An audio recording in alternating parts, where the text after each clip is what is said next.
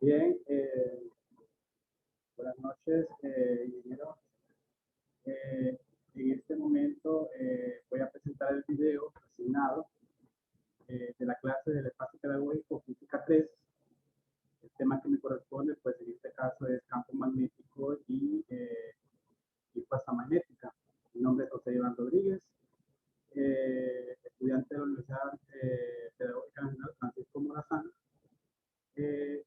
de la Ceiba Atlántida.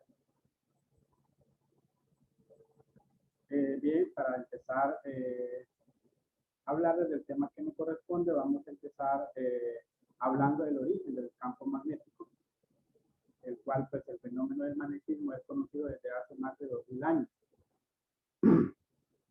Se descubrió por primera vez en Magnesia, en Asia Menor, algunos cuerpos naturales como la magnetita, tenemos la fórmula química de la magnetita, presentan las propiedades de atraer pequeños trozos de hierro. A tales cuerpos se les da el nombre de imanes naturales y la propiedad que tienen reciben el nombre de magnetismo. El origen del magnetismo empezó a ser bien conocido en el transcurso de los siglos XVIII y XIX. Así, en el año de 1819, el científico danés Christian Ørsted descubrió que las corrientes eléctricas creaban campos magnéticos alrededor. Su experiencia consistió en observar que al acercar una aguja inventada a una corriente eléctrica, aquella dejaba de orientarse hacia el polo norte para situarse perpendicularmente a la corriente. A partir de aquí se dedujo que las corrientes eléctricas producen el mismo efecto que los imanes. Aquí podemos ver un pequeño gráfico referido a lo que acaba de explicar lo que dice el párrafo. Menciona que dice que dejaba de orientarse hacia el polo norte para situarse perpendicularmente a la corriente. O sea, este dato es muy importante porque más adelante lo vamos a explicar más a detalle. 12 años más tarde, Michael Faraday observó el efecto recíproco, aproximando o alejando un imán a un conductor. O sea, en pocas palabras, acercándolo y alejándolo. Ambas experiencias tienen el mismo fundamento. Las cargas eléctricas en movimiento producen fuerzas magnéticas. El magnetismo es una consecuencia de la electricidad y del movimiento. Posteriormente, Ampere, con su teoría basada en la experiencia de Ørsted y Faraday, asentó los fundamentos del electromagnetismo. De todo lo dicho, se deduce que el electromagnetismo se basa en una serie de puntos básicos. Vamos a conocer esos puntos básicos. El primer punto básico de Ampere dice que las cargas eléctricas en movimiento producen una interacción de tipo magnético, además de las interacciones electrostáticas dadas por la ley de Pauli. Producen pues una interacción electromagnética. Toda carga en movimiento produce un campo magnético. Luego menciona que un campo magnético actúa sobre cargas eléctricas cuando están en movimiento y se cumple además ciertas condiciones. Se dice que un punto existe un campo magnético si una carga móvil colocada en él y que cumpla las condiciones adecuadas experimenta una fuerza. Estos son los puntos básicos en los que Ampere se basó. Vemos que el origen del campo magnético, vemos a varios físicos, matemáticos, en la historia y en el origen del mismo, ¿verdad? Vemos que hay muchos aportes de cada uno de ellos, el cual pues llegaron a ciertas conclusiones. Ahora bien, ¿qué es un campo magnético? Vamos a empezar definiendo qué es un campo magnético. Se define como una magnitud vectorial que se cuenta de la intensidad magnética, es decir, que expresa el fenómeno de la atracción entre un imán y determinados materiales, en este caso un hierro, un clavo, por ejemplo. También menciona el cobalto y el hierro, ¿verdad? Que lo que estaba explicando. Dichos imanes pueden ser diferentes tipos de materiales y tienen siempre un polo norte y un polo sur. Aquí estoy presentando los polos opuestos se atraen. Aquí podemos observar la fuerza puede observar aquí el polo norte y sur, vemos las fuerzas que se atraen. Vemos el gráfico de abajo en diferente orden, pero siempre vemos que hay una atracción. ¿Por qué? Porque están opuestos.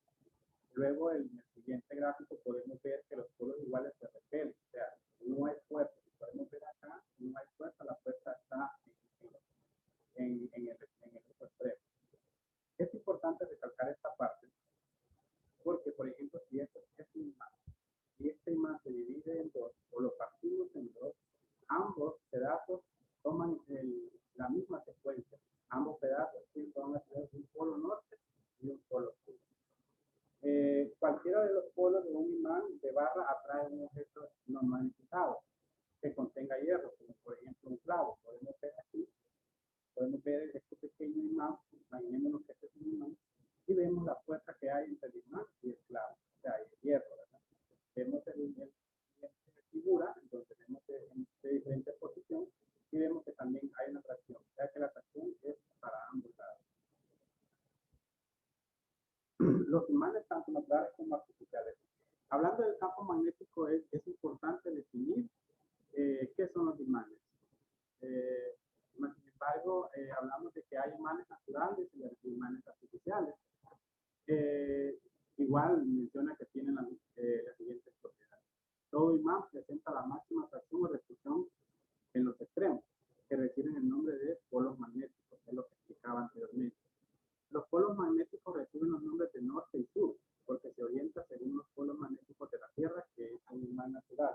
Es importante esto también, porque yo hasta ahorita estoy en esta clase y me doy cuenta de que la Tierra es un imán natural, porque esa parte la desconocía y es interesante saberlo porque a veces pues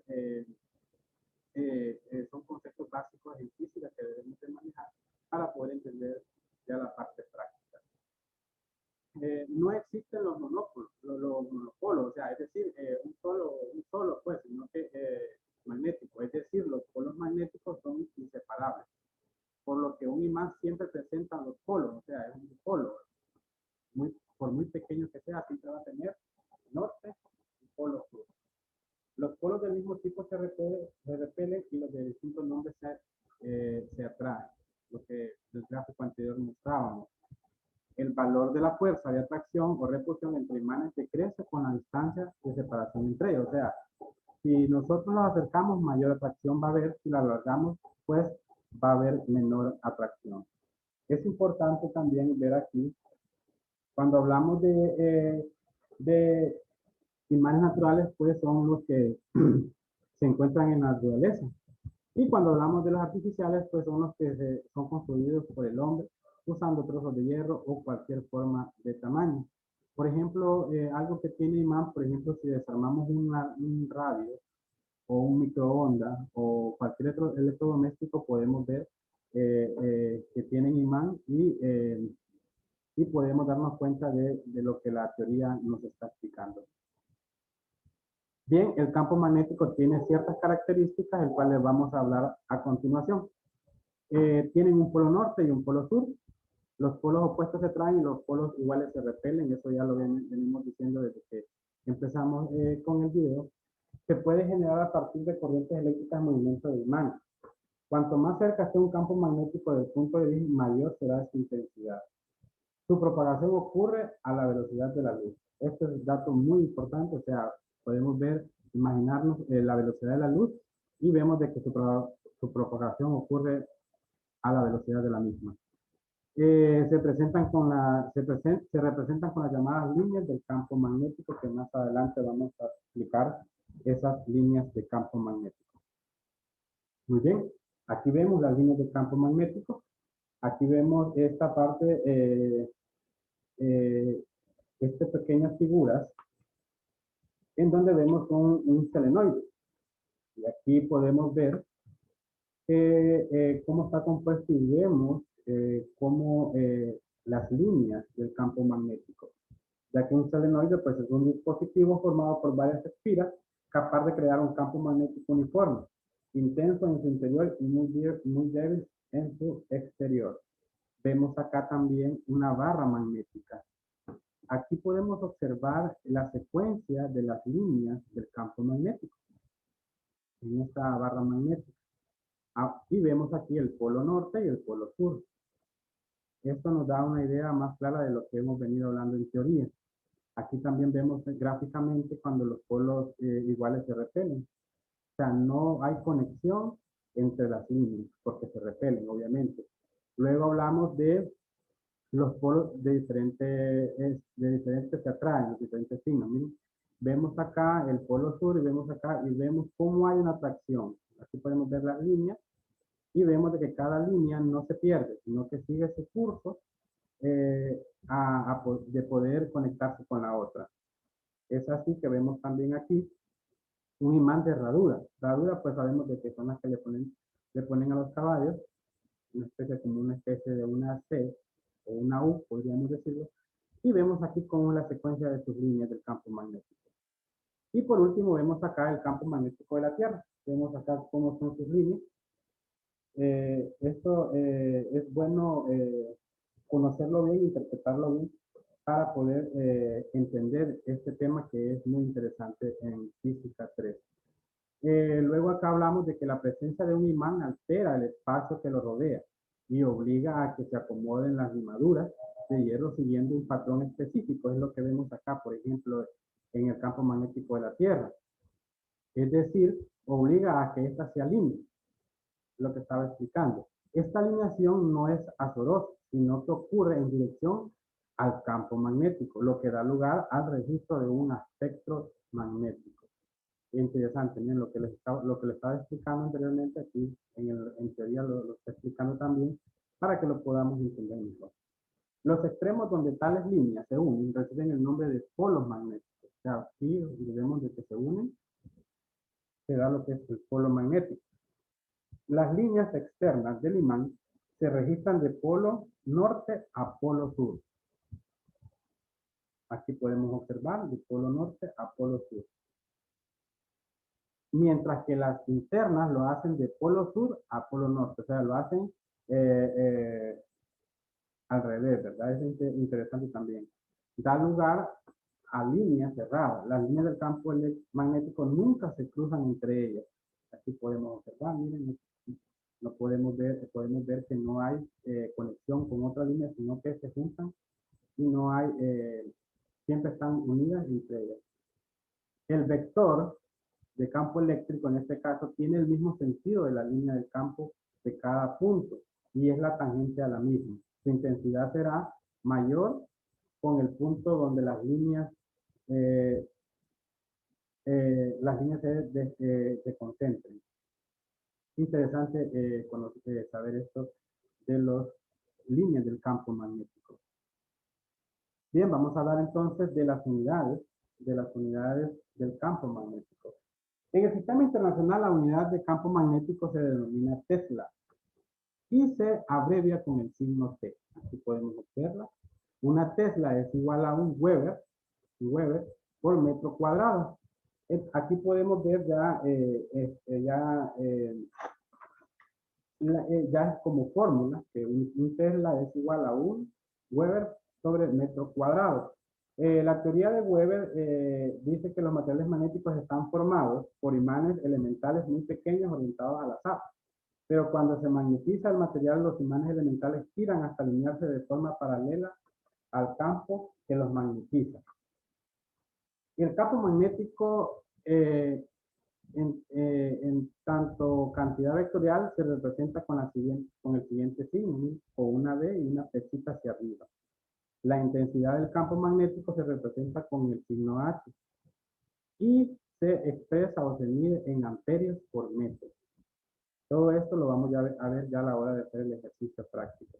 La fuerza del campo magnético se representa con la letra F, cuya unidad de la medida es el newton. Y su símbolo, pues ya sabemos que es una N. Por su parte, la masa del polo magnético se representa con la letra M. Aquí podemos ver esta parte que es la fuerza magnética. El campo magnético se define como la ley de la fuerza de Lorentz, también se le denomina así, y específicamente de la fuerza magnética sobre una carga en movimiento. Aquí vemos la fuerza del campo magnético es igual eh, a la carga por el vector velocidad por el producto ortogonal o en cruz del vector del campo magnético. Y aquí podemos ver un campo de caída libre, podemos ver aquí la fuerza, podemos ver aquí el campo magnético y podemos ver la velocidad. Aquí, miren, aquí podemos ver lo que es la carga. Las implicaciones de esta expresión influyen. La fuerza es perpendicular a ambas, a la velocidad de la carga y el campo magnético. La magnitud de la fuerza es igual a carga por velocidad por el campo magnético seno delta, donde delta es el ángulo mayor a 180 grados entre la velocidad y el campo magnético. Esto implica que la fuerza magnética sobre la carga estacionaria o una carga moviéndose paralela al campo magnético siempre va a ser igual a cero. La dirección de la fuerza está dada por la regla de la mano derecha, que esa regla también la vamos a explicar más adelante. La fórmula de la fuerza de arriba está en forma de producto vectorial. O sea, está producto vectorial. Siempre que lleve estas flechitas hacia arriba, sabemos de que es una fórmula cuando está en producto vectorial. Bien, continuamos siempre hablando de lo que es la fuerza magnética. Vemos este pequeño gráfico aquí, donde estas son señales de corriente convencional. Y vemos aquí al fondo como la mano, y vemos acá de dónde sale la línea, que es el campo magnético. Sí, aquí dice pues las curvas curvar los dedos como si el vector U girase hacia el vector B. El pulgar está entonces en la dirección de la fuerza. Aquí podemos ver, ¿no? Está la fuerza. Bien, cuando se aplica la fórmula de la fuerza magnética en un cable portador de corriente, se debe usar la regla de la mano derecha para determinar la dirección de la fuerza sobre el cable. De la fórmula de la fuerza de arriba, se puede deducir que las unidades de campo magnético son los newton por segundo, columbios por metro o newton por amperio sobre metro. Esta unidad se llama Tesla. Es una unidad grande y para pequeños campos como el campo magnético de la Tierra, se usa una unidad más pequeña llamada Gauss. Una Tesla es igual a 10.000 o a 10.000 Gauss. El campo magnético de la Tierra en la superficie es de orden de medio Gauss. Interesante esta parte también. Bien. Las fuerzas magnéticas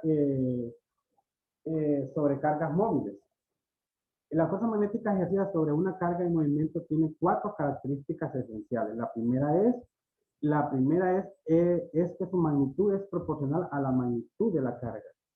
La segunda característica es que la magnitud de la fuerza también es proporcional a la magnitud o intensidad del campo. Si duplicamos la magnitud del campo, por ejemplo, usando 2 imanes de barra en lugar de uno solo, sin cambiar la carga o velocidad, la fuerza se duplica. Esto está bien claro ahí esa parte para poderla comprender. Luego hablamos de una tercera característica que es que la fuerza magnética depende de la velocidad de las partículas. Esto es muy diferente de lo que sucede con la fuerza del campo eléctrico, que es la misma sin importar si la carga se mueve o no. Una partícula cargada en reposo no experimenta fuerza magnética, es decir, si está en reposo pues no va a haber fuerza magnética. Y la cuarta y última característica es que los experimentos indican que las fuerzas magnéticas no tienen la misma dirección que el campo magnético, sino que siempre es perpendicular tanto como a la velocidad de la magnitud de la fuerza es proporcional a la componente perpendicular al campo. Cuando esa componente es igual a cero, es decir, cuando son paralelas o antiparalelas, la fuerza es igual a cero. Bien, aquí tenemos también aquí un gráfico, unos gráficos en donde podemos ver la obtención de la dirección de la fuerza magnética sobre una partícula cargada en movimiento. Seguimos hablando de lo que es la regla de la mano derecha para la dirección de la fuerza magnética sobre una carga positiva que se mueve en un campo magnético. Aquí vemos en la parte número 1 que dice coloque los vectores, velocidad y el campo eléctrico cola con cola. Vemos aquí el número 1, colocamos lo que es el vector de velocidad y el vector de lo que es el campo eléctrico. Vemos aquí la velocidad y vemos acá el vector de campo eléctrico. Vemos en la parte 2, imagine que gira la velocidad hacia el campo eléctrico en el plano de velocidad menos campo eléctrico en el menor ángulo. Aquí podemos ver la pequeña gráfica donde muestra. En la parte 3 menciona, dice, la fuerza actúa a lo largo de una línea perpendicular al plano de velocidad menos el campo magnético. Enrolle los dedos de su mano derecha en torno a esta línea en la misma dirección que giró a la velocidad. Ahora su pulgar apunta a una dirección que actúa la fuerza.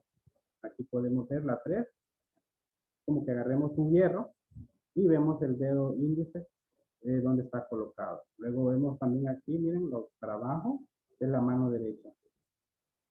Luego hablamos, si la carga es negativa, la dirección de la fuerza es opuesta, lo que da lugar a la regla de la mano derecha. Aquí podemos ver este pequeño gráfico, vemos aquí la velocidad, se une acá al campo magnético, y aquí vemos también nuevamente lo que es la fórmula vectorial.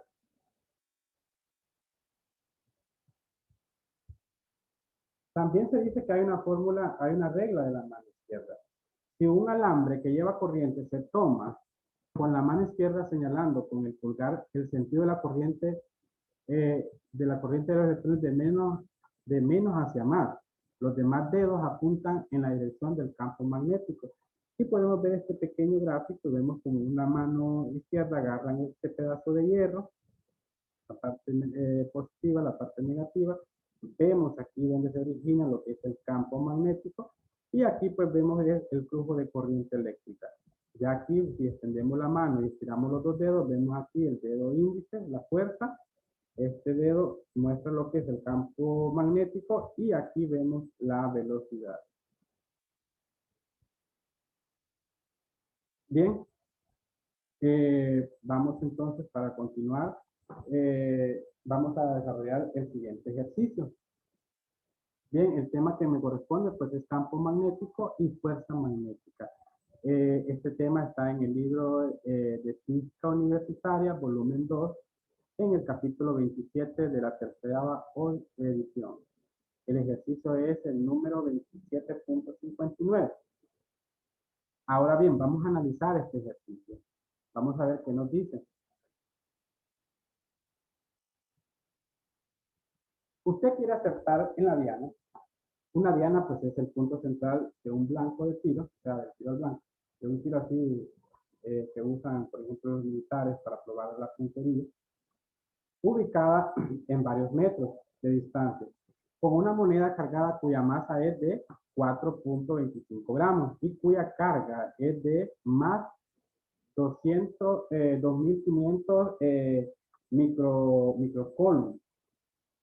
Da a la moneda una velocidad inicial de 12.8 metros sobre segundo y en la región existe un campo eléctrico uniforme dirigido hacia abajo con una intensidad de 27.5 newton sobre coulomb.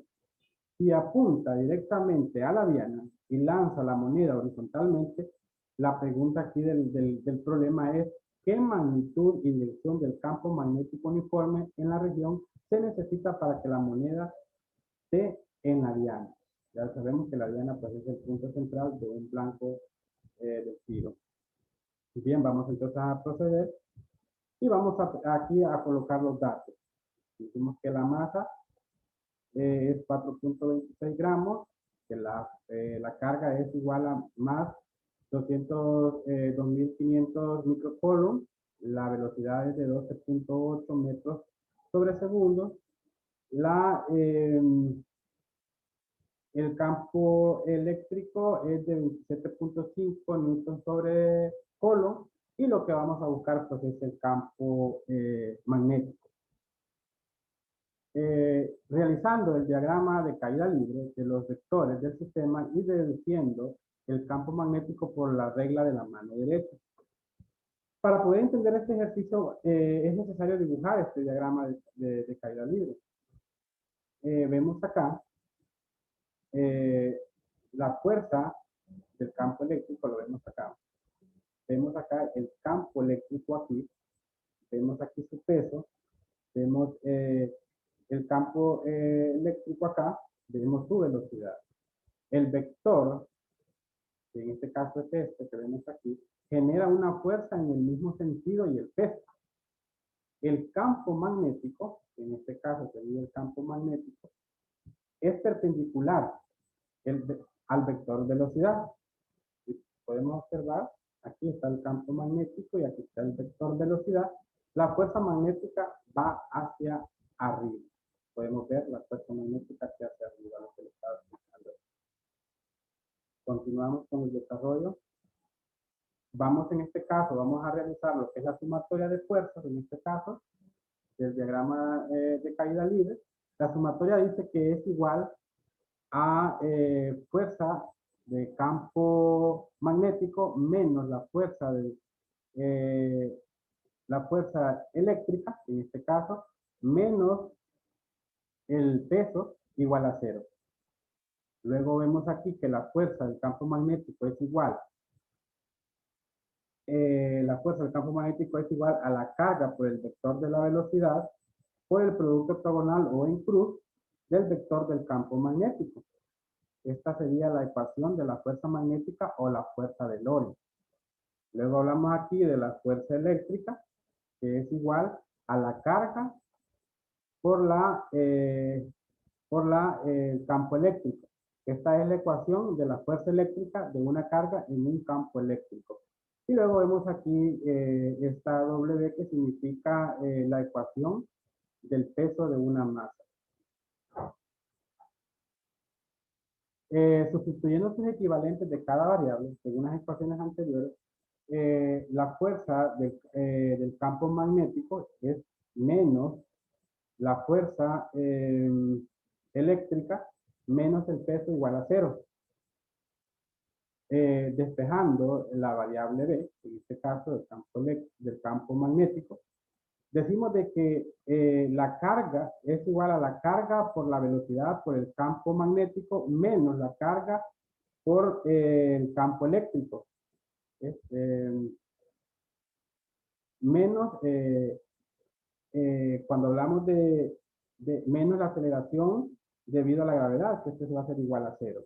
Entonces va a ser que campo eléctrico va a ser, campo magnético, perdón, va a ser igual a la aceleración debido a la gravedad más la carga por el campo eléctrico sobre o entre la carga por la velocidad. Sabemos de que G es la aceleración debido a la gravedad en la Tierra y que G va a ser igual a 9.81 metros sobre segundo. Luego convertimos los datos del peso, en este caso porque el peso está dado en gramos, y la carga está dada en microcoulomb a unidades del sistema internacional utilizando los factores. Sabemos de que en un kilogramo hay 1000 gramos y que en un microcoulomb hay 10 elevado a la 6 coulombs. Entonces vamos a convertir esta cantidad, la vamos a convertir en kilogramos, porque para poder desarrollar el ejercicio necesitamos convertir estos gramos a kilogramos. Luego hacemos la conversión, 4.25 gramos, en un kilogramo hay 1000 gramos, tachamos gramos para que nos queden kilogramos y esto nos va a dar igual a 4.25 por 10 a la menos 3 kilogramos. Para estos ejercicios es indispensable tener el uso de la calculadora para poder hacer estas conversiones de manera más rápida y saber los resultados sean verdadero. Luego vamos a convertir estos microcoulomb a coulomb. Entonces decimos que en 2500 microcoulomb, en un coulomb hay 10 elevado a la 6 coulomb, y esto me va a dar, tachamos microcoulomb aquí, y esto me va a dar 2.5 por 10 a la menos 3 coulomb. Las unidades las eliminamos para que nos queden ya aquí arriba kilogramos y arriba y abajo coulomb. Sustituyendo la ecuación para el campo magnético con los datos obtenidos, resolviendo los productos del numerador y denominador. En este caso, pues vamos a, en los resultados obtenidos, vamos a multiplicar 4.25 por 10 elevado a la 3 kilogramos por G en este caso, que sería 9.71 metros sobre segundo al cuadrado. Vamos a hacer esta multiplicación, y esa multiplicación nos va a dar la cantidad de 0.0417 newton más, porque vamos a colocar este signo más acá. Vamos a hacer esta otra operación, esta otra multiplicación, que es 2.5 por 10 elevado a la 3 coulomb por 27.5 newton sobre coulomb. Y este dato nos va a dar a 0.069 newton. Ahora bien, vamos a realizar la parte de abajo. La parte de abajo, que es el denominador. En este caso, vamos a multiplicar 2.5 por 10 elevado a la 3 coulomb por 12.8 metros sobre segundo. Y esta operación nos da a 0.032 coulomb metros sobre segundo. Esto, luego, una vez que tengamos esto, vamos a hacer la suma del numerador, y esa suma la vamos a dividir por el denominador, que en este caso nos quedó esta cantidad. Vamos a continuar entonces. Dividiendo y efectuando operaciones de unidades, se obtiene la magnitud del campo magnético. Es decir, el campo magnético es igual a 0.1107 newton sobre 0.032 coulomb metros sobre segundo. Y esto nos va a dar a una cantidad de 3.46 tesla. En este caso, esta sería la magnitud. Aquí vemos, porque estamos hablando de campo eléctrico, y sabemos de que los que andamos buscando al final pues son es la magnitud, y que su unidad básica pues es la tesla. Luego, aplicando la regla de la mano derecha, donde el campo magnético es perpendicular a la velocidad y a la fuerza del campo eléctrico. Entonces nos queda que esto va a ser igual a 3.46 tesla menos J. Ahora bien, también en el problema nos dice cuál es la dirección. Entonces, en este caso, como nos queda menos J, entonces la dirección es en menos J, o sea, en el eje menos Y. Bien, ingeniero, espero me haya podido comprender el pequeño ejercicio que realicé, y esperando pues que pueda llenar sus expectativas. Y muchas gracias y muy buenas noches.